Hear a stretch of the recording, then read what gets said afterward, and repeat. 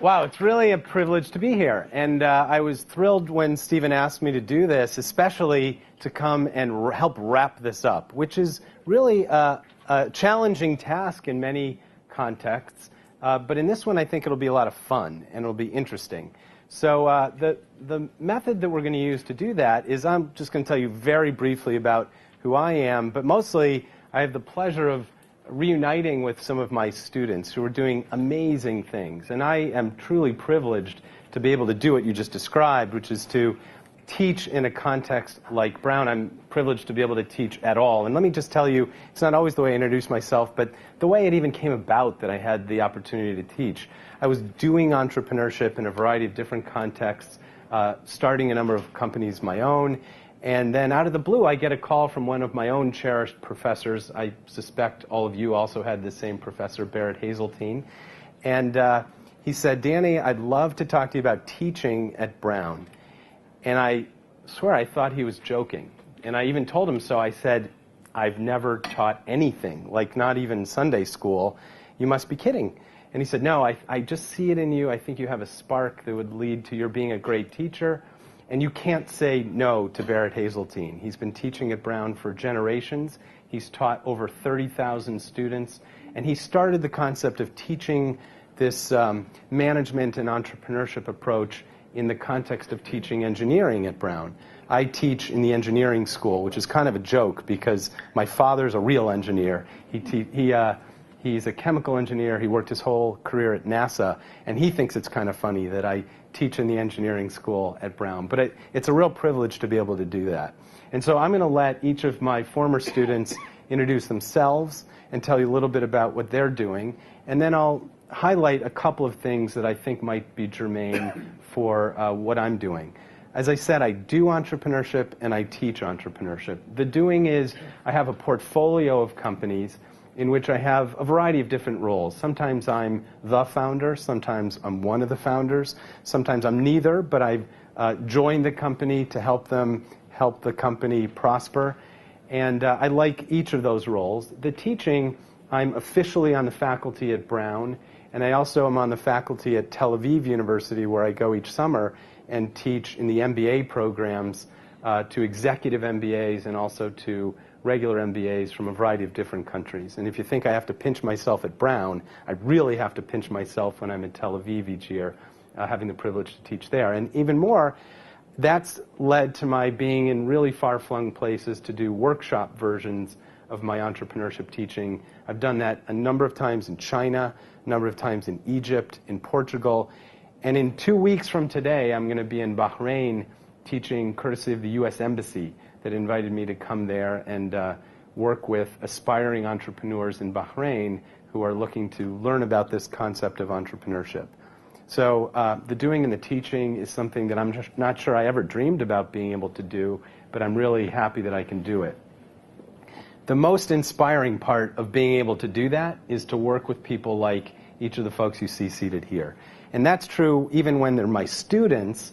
Then to do what Stephen said happens and see what happens when they go out into the world following my teaching and do all sorts of amazing things to change and improve the world and to prosper as entrepreneurs in their own right, that's really gratifying. I think probably all of you would say that I'm obsessed about staying in touch with all of my students, and that's true. And it's become mechanized. I mean, I do it, I hope, naturally and sincerely, but a couple of years ago, one of my former students who saw me struggling to keep in touch with students in the old-fashioned way by emailing every student I've ever had, said, Professor Warshay, we need to bring you into the 21st century. And he and a couple of other computer science students created this thing that I'm almost embarrassed to say is called the Warshay Innovation Network. And it's a platform that all of my alumni from all of my workshops and actual classes and other contexts in which I've taught people stay in touch and can collaborate. And so I have my Portuguese alumni contacting people in Turkey. I have people from China interacting with people in Israel. And I like to say I'm hoping that someday I'll, in earnest, have a lot of my Egyptian students collaborating with my Israeli students. That hasn't quite happened in the numbers that I would like to see, but it's a fantasy of mine and I'm working on it. So I think what we're going to do is have each of you tell us just a little bit about what you're up to and maybe draw some connections between your education and the innovation and entrepreneurship you're doing now. So maybe we'll start with Scott, and you can just tell us quickly who you are and whatever you would like to share with us. Okay, sure. Thank you, Danny. Can everyone hear me? Okay, great. Well, thanks all for gathering today, and thank you, Danny and Stephen, for helping organize. So my name is Scott Norton, and a couple of years ago, I started a company called Sir Kensington's. And it was started with the premise that if you look at the market for ketchup in America, which is about a $3 billion market, there's really only one option. There's one brand that we all know, we all grew up with it, and in fact, if you look at what's in it, it's a lot of synthetic ingredients. There hasn't been innovation in ketchup in about 50 years, whereas every other category of food has moved forward. And so we have an all-natural premium ketchup that we sell across the country in places like Whole Foods. We work with a lot of Michelin-starred restaurants and chefs, and earlier this year we launched a mayonnaise as well. And I don't want to spend too much time talking about this because, you know, when we were asked to be a part of this panel, a lot of the emphasis was about early childhood experiences and education.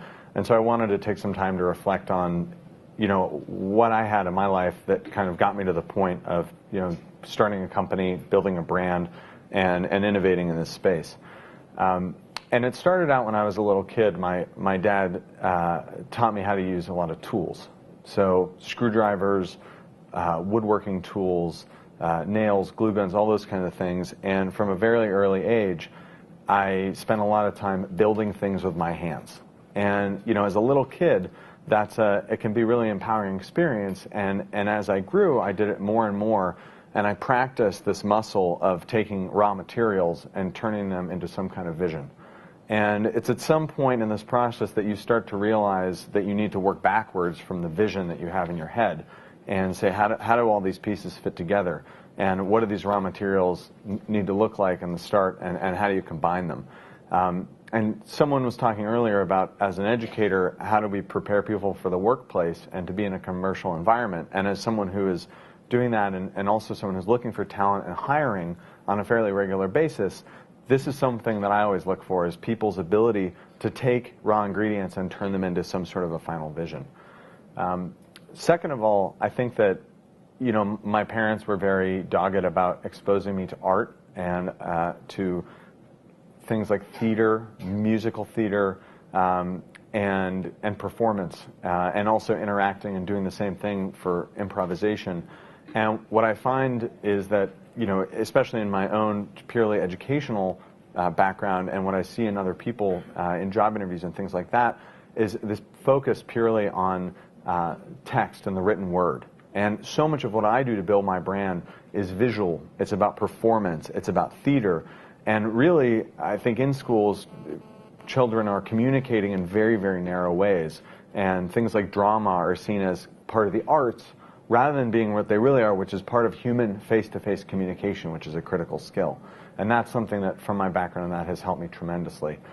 And then finally, third of all, when I was a little kid, my handwriting, and still is, atrocious. And I had these, when I was in second grade, I had these piano lessons that I went to. And my piano teacher told my mother, you know, Scott isn't progressing, you should stop sending him to piano lessons. And it turns out that I was diagnosed with some pseudo-syndrome called small motor dyspraxia. And so from that point, years before any of my peers, I started composing my written assignments on the computer because I couldn't write in anything that people could read. And so that led me to understand, you know, to discover things like HTML and Photoshop and the Adobe suite of programs. And I was lucky to grow up in a household to have those things. But I was able to really discover the internet before a lot of my peers did, and that has completely, tremendously changed the way that I run my business and think about my business as being technology enabled. And so I think that, you know, working with children to understand that a computer just isn't a tool for things like email and Microsoft Word, but there are a tremendous amount of ways that one can communicate that isn't scary if you start early enough. And so that's a little bit about my background. Thank you, Scott. Bart. Sure. So I'm Bart. Thank you for having me. Thanks, Danny. Thanks, Stephen. So, I mean, I'm currently a product manager at Yahoo. I came to Yahoo after selling a company I had started called Stamped to Yahoo about a year ago. And my sort of story through entrepreneurship started, I always thought I wanted to be an entrepreneur. I never really figured out what that was until high school, and then I really figured it out in Danny's class when I was at Brown. A lot of it involves emailing strangers. That's sort of the theme of my story of entrepreneurship. In high school, I really got into technology. I knew I wanted to be a technology entrepreneur. I grew up reading books about Apple Computer and Steve Jobs and Intel, and I read an article about a really cool wireless radio technology, which was cool to me. That tells you a little bit about my social life in high school, but it was cool to me. And I read about it, and I thought it was really cool. And I was a sophomore in high school, and I emailed the author of the article, who was an Intel engineer. And we ended up forming this sort of mentorship relationship for 2 years. He helped me work on this research project in high school where I researched the technology that he wrote about with his help. Which ended up being the catalyst, which I think actually got me into Brown. I mean, that was like the #1 thing I wrote about in my application, and it was a really cool project. And I went to Brown. I started out in engineering. I ended up deciding I didn't want to do that. I switched over to do economics and business. And then my first summer internship when I was at Brown was because I was a big fan of David Pogue, who is the technology columnist for the New York Times. And I emailed him. And I said, hey, I want to work for you this summer. And he responded. And so I ended up working for him. He was actually ended up being from the same town that Danny is from in Ohio. And I ended up taking Danny's class. And in my application again to Danny's class, I said I'd work for David Pogue. And so there was that thing that helped me get into Danny's class. And so then I ended up taking Danny's class, where I was a student sophomore year. I was in the TA for it my senior year. And there I met a venture capitalist by the name of Scott Friend, who was at Bain Capital Ventures. And a couple of months after Brown, I emailed him. I ended up staying in touch with him, and he ended up funding my first company, Stamp, which was in April of 2011. He was the lead investor from Bain Capital. And Stamp was a software company that built an iPhone app that allowed you to recommend your favorite restaurants, books, movies, music to your friends. And that company we built over the course of 2 years, sold it to Yahoo last year. So the theme that I've learned a lot from my educational experiences is don't be afraid to ask people you don't know for help. And really getting the most out of your education often involves going out of your immediate class and your immediate professor into their network, into their legion of people they know. And so I think it's a pretty interesting thing that usually that starts in college, but for me that started when I was 15. And so I think it's an interesting lesson I learned about education through that process. Thanks, Bart. Julie? Hi, I'm Julie Siegel, and I'm the founder of Dear Kate. We are a high-performance line of underwear for women, and you all should have received a postcard in your welcome packet today with a discount on it. So check us out online, and men, feel free to buy for a significant lady in your life. I actually have a pair here, and this is a sneak peek. It's not on the market yet, but it's from our upcoming sport line, which is launching in about 3 weeks. So all of our products have our special fabric in them, and it came as an idea in Danny's class when he said the best business plans that I've seen provide solutions to everyday problems. And so we started brainstorming and realized that every woman has a horror story during that time of the month, and how come no one's making better underwear for women? So Danny was a really good sport about this. Now, more than a good sport, I was a total idiot. We can say that plainly, because I thought, is this really a big idea? And of course, it's an enormous idea, and Julie demonstrated that to me.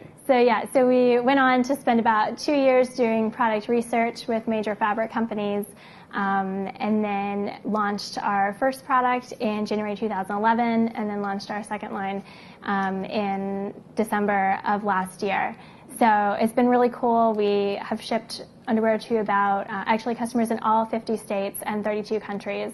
And it's really cool to see people write in, and so many new moms are like, oh my God, I love your technology. I just had a baby and I was pressing on my bladder for 9 months. So pretty much any woman of any age can use a pair of underwear that, all of them, they have a built-in breathable liner, so it protects like a panty liner, and they're super comfy and luxurious.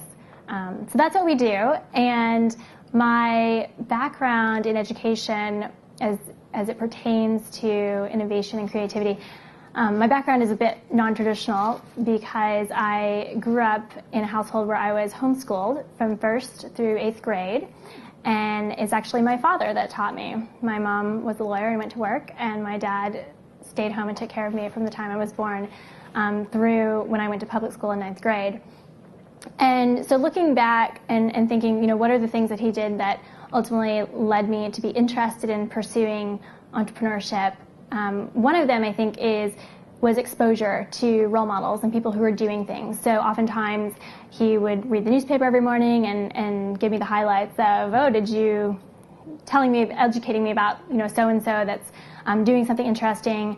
And a family friend gave me a subscription to Zillions magazine, and it's the kids magazine from Consumer Reports, and it's basically profiles all of these kids who start companies. And so I remember reading these growing up and didn't really have an idea or didn't know how someone would start. I remember specifically this girl had a company that monogrammed polka dot luggage for, which is when you're 10, you really want a pink polka dot monogrammed luggage bag. And so I really didn't understand how could you actually do that, but I had these role models and thought that would be really cool. And then, so the second thing that when I'm reflecting that my dad gave me in this educational form was the freedom to explore what I wanted to learn. And so if I was interested in doing something, he would never ring the bell and say, okay, gotta stop that, move on to the next subject. And so he would give me as much time as I wanted to delve into it. And along with that, along with the amount of time that he gave me to spend on things was also the emotional freedom and support to really engage with things and to know that I had agency to make things happen. And so I don't know if powerful is the right word, but I was always implicitly, it was understood that I had the power to make something happen and do whatever I wanted to do. And looking back, I think oftentimes he did that by way of comparing me to other students. So, and I don't know that has served me well. If he would always say, oh, you're in the 99th percentile in this or whatever, and so implying, well, you're destined to do great things. And so that's great, except then you get into a mindset of comparing yourself to people. So I think the positive takeaway was more that you have the power and the agency to make things happen and change the world. And so if you put your mind to it, you can achieve it. And then the third takeaway that I would say is persistence. And I sold Girl Scout cookies when I was little, and so my dad, would drag me around, and I was so shy. And if someone would say no, I learned that didn't mean no. It meant, oh, why don't you want to buy any cookies? And they would say, oh, well, actually, I'm diabetic or I'm trying to watch my weight. And then, of course, you're like, oh, well, you probably have grandchildren, right? I'm sure they would love some cookies. And so there are multiple answers to the word no that didn't mean giving up and turning around. And so in order to do something that's creative and entrepreneurial and different, there are lots of stumbling blocks in the beginning. And so you can't get discouraged if the first few things don't work out, and you have to be really persistent. So I really liked that and appreciated that when I was growing up. Thank you, Julie. Before I turn over to Giles, I do want to say that I've had the pleasure for the last several years also to have RISD students in my class, students from the Rhode Island School of Design who are allowed to cross-register for any Brown course they want. And it's been a really interesting addition to the dynamic in the class. I am eager to have as diverse a class as possible, and at Brown, that's pretty easy in and of itself, with people from all over the world, from all walks of life, and also all different kinds of disciplines that they're studying. Technically, as I said, it's in the engineering school, but I have liberal arts students from every discipline you can imagine, plus other humanities students, other science students, and now a decent flow of RISD students. And Giles was one of them, now a fifth-year architecture student, and in his own right added a great deal to the dynamic in the course, and is going to describe a little bit about his background and what he's doing now. But I wanted to say that represented here is not just officially Brown, it's also RISD as well. So thanks for coming today. Yeah, and thank you, Stephen, for organizing as well. So I'm Giles. In Danny's class, I actually worked on a bug food startup, which kind of gives you another example of the real breadth of projects that start to come out of that. After taking his class as well, I took a year and a half off from school and founded an e-commerce startup. There was a blogger monetization platform where people could go on, select items that they were interested in promoting, and get 25% commission on any sales that came through their sort of sharing of those items. I recently decided to go back and finish my education at the Rhode Island School of Design in a 5-year BArch program. And I, like Julie, have sort of a very non-traditional experience growing up and am sort of reminiscent of my childhood when people are up here saying, say an outrageous idea about what the future of education is going to be like. It's like, oh, well, that's what I was doing 10, 15 years ago, where I grew up in a homeschooled family, but in the Boston area, it was very much more of a sort of communal network of parents that each would have a specialty and would teach 8 to 10 kids at their house, maybe like on a Wednesday afternoon, kind of together to spread their expertise amongst a much larger community. So I then moved on and started at RISD, and that's a little bit of my story. Great. Thank you. Dan. Hello, everyone. I'm afraid I'm going to knock this thing a bit wide up top, but I'm from Canada, actually. I'm here on the H-1B, but I started a company out of Danny's class. I went to Brown. Kind of unlikely company to start. I actually have my own prenatal supplement company, so created purely out of market research. I'm not pregnant. I don't even have a girlfriend, so it's it really isn't. It's just we're a very different group of people, and there's always different ideas. But this was literally created purely. I always say this. It's not a romantic story. It was created to make money, which is why businesses are started. We found that through doing a market research study with Whole Foods and then at other pharmacies, that 96% of women who take prenatal pills, there's 4.5 million of them a year who do, at least that number. 96% of them hate the pills. They can't swallow them. They get stuck in their throat. They're called horse pills.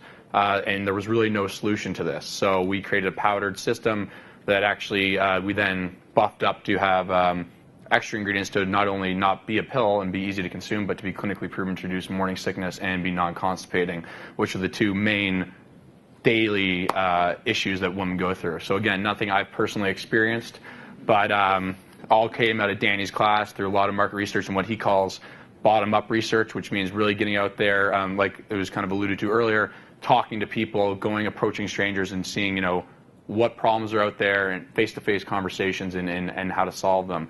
So we've we won the Rhode Island Business Plan Contest in 2011. We've done, I'll call it a raise and a half so far. We're in Whole Foods. We're about to launch into another very large store.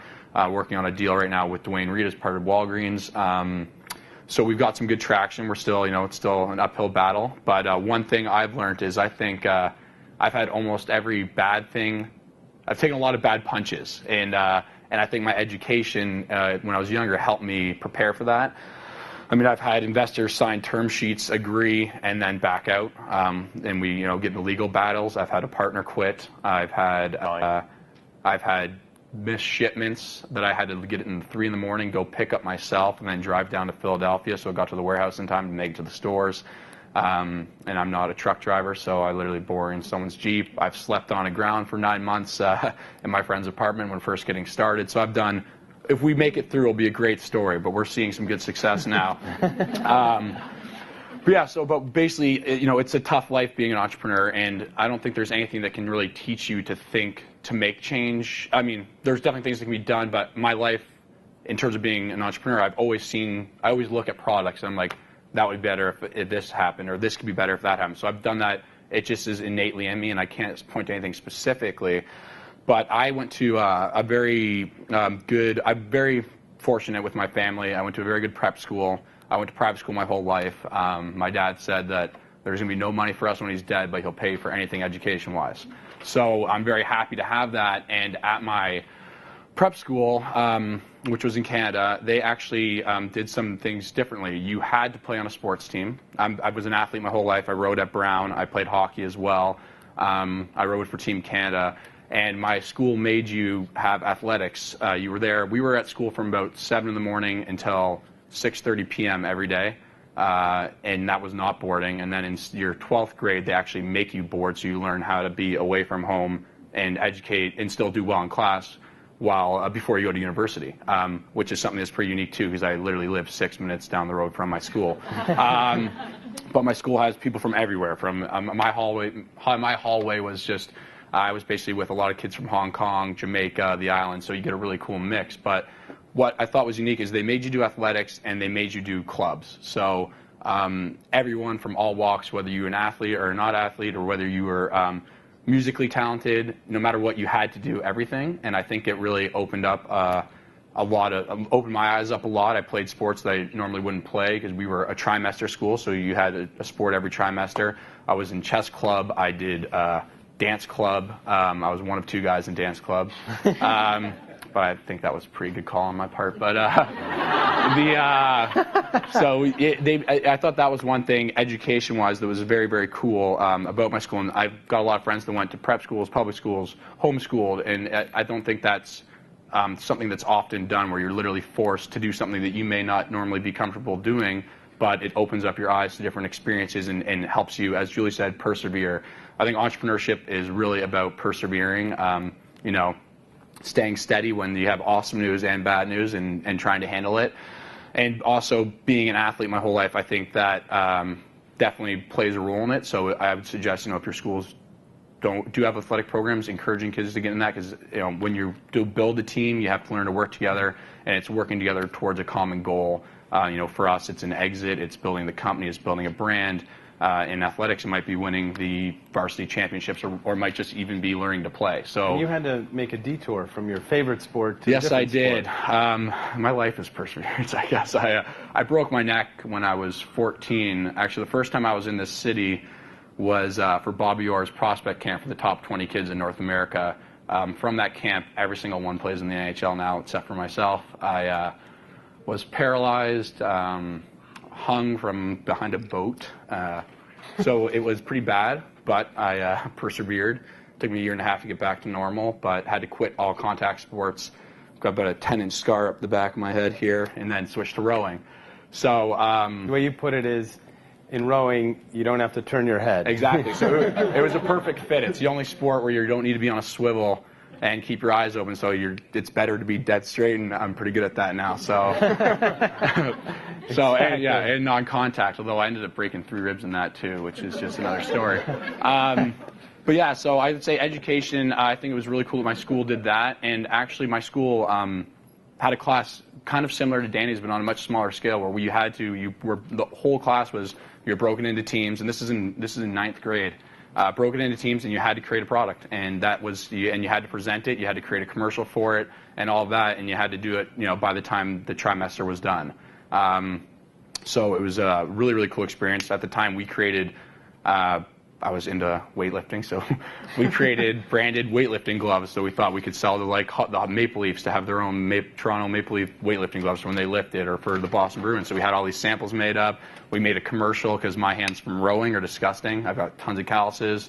So I was holding hands with this girl. She hated it. She left me for a guy with softer hands because he was using the gloves.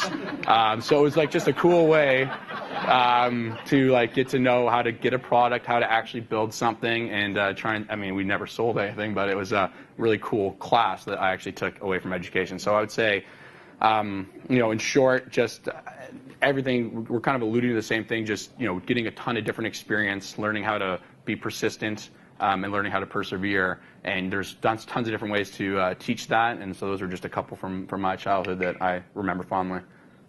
Great. Thank you, Dan, and thanks for what I think are interesting and inspirational, and also nice walks down memory lane for me.